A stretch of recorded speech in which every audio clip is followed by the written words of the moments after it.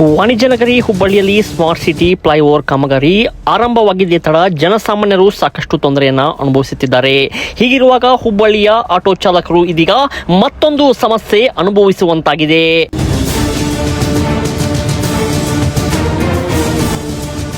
ಹೌದು ವೀಕ್ಷಕರೇ, ಗೋಕುಲ್ ರಸ್ತೆಯ ಹೊಸ ಬಸ್ ನಿಲ್ದಾಣವನ್ನ ಇಲಾಖೆಯ ಅಧಿಕಾರಿಗಳು ನವೀಕರಣ ದೃಷ್ಟಿಯಿಂದ ಅನೇಕ ಕಮರ್ಷಿಯಲ್ ಮಳಿಗೆಗಳ ನಿರ್ಮಾಣವನ್ನ ಮಾಡುತ್ತಿದ್ದೆ.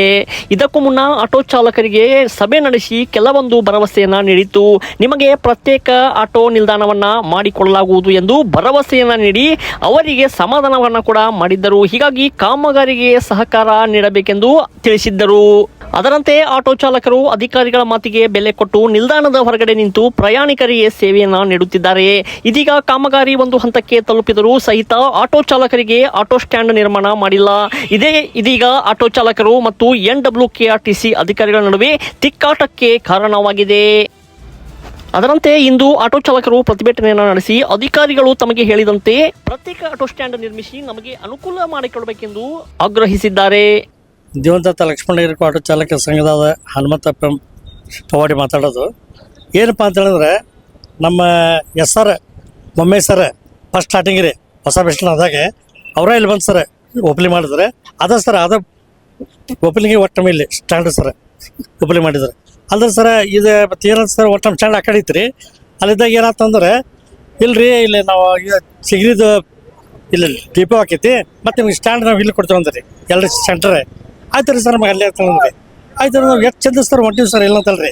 ಆಮೇಲೆ ಏನಂದ್ರೆ ಇಲ್ಲಿ ನಾವು ಹೊಸ ಬಸ್ ಸ್ಟ್ಯಾಂಡ್ ನಾವು ಇಂಪ್ರೂವ್ಮೆಂಟ್ ಮಾಡ್ತೀವಿ ಮತ್ತು ಇಲ್ಲಿ ಸ್ಟ್ಯಾಂಡ್ ತೆಗೆದು ನಿಮಗೆ ಸ್ಟ್ಯಾಂಡ್ ಅಂತ ನಿಮಗೆ ಒಟ್ಟು ನಿಮ್ಗೆ ಸ್ಟ್ಯಾಂಡ್ ಇಲ್ಲಿ ನಾವು ಕೊಡ್ತೇವೆ ಅಂದ್ರಿ.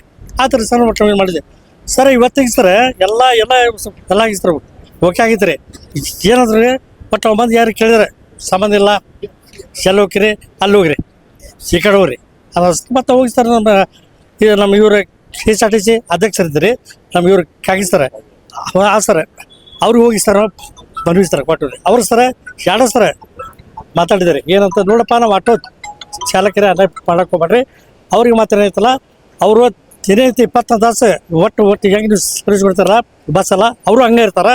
ಅವ್ರು ಏನೈತಲ್ಲ ಒಳಗಡೆ ನೀವು ಅವಕಾಶ ಮಾಡಿ ಕೊಡೋದು ಸರ್. ಯಾರ್ಯಾರಿಗೆ ಮನವಿ ಕೊಟ್ಟಿರಿ ಈಗ ಸರ್ ನಾವು ಇವ್ರು ನಮ್ಮ ಕಾಗಿಸ್ತಾರೆ ಸರ್, ಆಮೇಲೆ MD ಸರ್, ಆಮೇಲೆ ಇದು ನಮ್ಮ ಇದ್ರಿ ಇದು ಎಲ್ರಿ CBT ಅಲ್ಲಿ ಹೌದು ಸರ್. ಏನು ಹೇಳಿದ್ರು?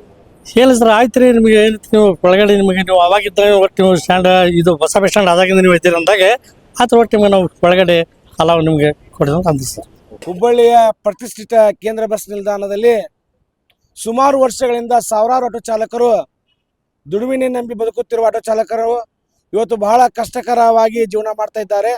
ಕಾರಣ ಹುಬ್ಬಳ್ಳಿ ಧಾರವಾಡ ಹುಳಿ ನಗರದಲ್ಲಿ ಸ್ಮಾರ್ಟ್ ಸಿಟಿ ಅಡಿಯಲ್ಲಿ BRTC ಆಗಿರ್ಬೋದು, ಕೇಂದ್ರ ಬಸ್ ನಿಲ್ದಾಣದ ಆಟೋ ಬಸ್ ನಿಲ್ದಾಣ ಆಗಿರ್ಬೋದು, ಸ್ಮಾರ್ಟ್ ಸಿಟಿ ಅಡಿಯಲ್ಲಿ ನಿಮಗೆ ಸರ್ವೆ ಮಾಡಿ ನಿಮ್ಗೆ ಆಟೋ ನಿಲ್ದಾಣ ಮಾಡಿಕೊಡ್ತೇವೆ ಅಂತೇಳಿ ಕಮಿಷನೇಟ್ ಮೀಟಿಂಗ್ ಆದಾಗ ಇದೇ KSRTC DC ಆಗಿರುವಂತಹವರು ರಾಮನಗೌಡರಾಗಿರ್ಬೋದು ಮತ್ತು ನಿಯಂತ್ರಣಾಧಿಕಾರಿಗಳಾಗಿರ್ಬೋದು, ಇಲ್ಲ ನಾವು ವಾಣಿಜ್ಯ ಮಳಿಗೆಗಳಿಗೆ ಅನುಮತಿ ಮಾಡಿ ಕೊಟ್ಟಿದ್ದೇವೆ, ಕಮರ್ಷಿಯಲ್ ಮಾಡ್ತಾ ಇದ್ದೇವೆ, ಆಟೋ ಚಾಲಕರು ಏನು ಬಸ್ ಸ್ಟ್ಯಾಂಡ್ ಆಗಿದ್ರು ಅವ್ರಿಗೆ ನಾವೇ ಆಟೋ ನಿಲ್ದಾಣ ಮಾಡಿ ಕೊಡ್ತೇವೆ ಅಂತೇಳಿ ಮಾತು ಕೊಟ್ಟು ಇವತ್ತು ಇಷ್ಟೆಲ್ಲ ಪ್ಲಾನ್ ಮಾಡಿ ನವೀಕರಣ ಮಾಡಿದಂಥ ಕೇಂದ್ರ ಬಸ್ ನಿಲ್ದಾಣದಲ್ಲಿ ಆಟೋ ಚಾಲಕರಿಗೆ ಪ್ರತ್ಯೇಕವಾಗಿ ಆಟೋ ನಿಲ್ದಾಣವನ್ನು ತೋರಿಸಿಕೊಟ್ಟು ಆಟೋ ಚಾಲಕರಿಗೆ ಅನ್ಯಾಯವನ್ನು ಎದುರಿಸುತ್ತಿದ್ದಾರೆ. ಆದ ಕಾರಣ ಇವತ್ತು ನಾವೆಲ್ಲ ಆಟೋ ಚಾಲಕರು ಆಕ್ರೋಶ ಬರ್ತಾ ಇದ್ದೀವಿ. ದಯವಿಟ್ಟು ತಮ್ಮ ವಾಹಿನಿ ಮುಖಾಂತರ ನಮ್ಗೆ ನ್ಯಾಯ ದೊರಕಿಸಬೇಕು. ಇದಾಗಿಯೂ ನಾವು ಮಾನ್ಯ DC ಮೇಡಮ್ ಅವ್ರಿಗೂ ಕೂಡ ಮನವಿ ಕೊಟ್ಟಿದ್ದೇವೆ, KSRTC MD ಅವ್ರಿಗೂ ಕೂಡ ಮನವಿ ಕೊಟ್ಟಿದ್ದೇವೆ, ಅದಕ್ಕೆ ಸಂಬಂಧಪಟ್ಟ CTW ಅವ್ರು ಕೂಡ ಮಾತಾಡಿದ್ದೇವೆ. ಯಾವುದೇ ಕಾರಣಕ್ಕೂ ನಮ್ಮ ನಿಗದಿತಪಡಿಸಿದ ನಮ್ಮ ಪ್ಲಾನ್ ತೋರಿಸಿದಂಥ ಸ್ಥಳದಲ್ಲಿ ಎಲ್ಲ ಆಟೋ ಚಾಲಕರಿಗೆ ನಮ್ಗೆ ಅನುಕೂಲ ಮಾಡಿಕೊಡ್ಬೇಕು. ದಿನನಿತ್ಯ ದುಡ್ಕೊಂಡು ತಿನ್ನುವಂಥ ಆಟೋ ಚಾಲಕ ಅನುಕೂಲ ಮಾಡಿ ಕೊಡ್ಬೇಕಂತೇಳಿ ಈ ವಾಹಿನಿ ಮುಖಾಂತರ ತಮ್ಮಲ್ಲಿ ಕಳಕಳಿ ವಿನಂತಿ ಪೂರ್ವಕವಾಗಿ ಕೇಳ್ಕೊಳ್ತೀನಿ. ಪ್ರಕಾಶ್ M. ಉಳ್ಳಾಗಡ್ಡಿ, ಪ್ರಧಾನ ಕಾರ್ಯದರ್ಶಿ.